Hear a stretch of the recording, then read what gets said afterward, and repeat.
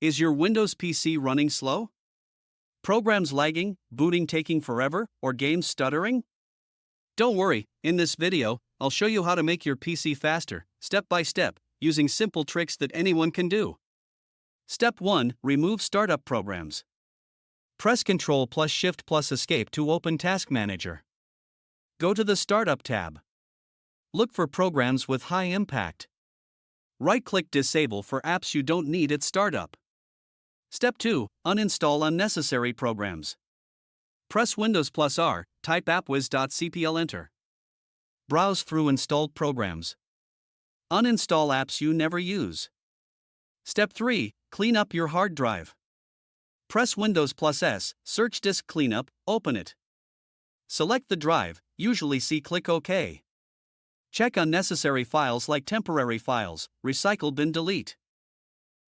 Step 4. Disable visual effects. Press Windows plus S, search Adjust the appearance and performance of Windows. Select Adjust for best performance or custom. Uncheck unnecessary animations. Step 5. Optimize your hard drive. Press Windows plus S, search Defragment and Optimize drives. Select your drive, optimize.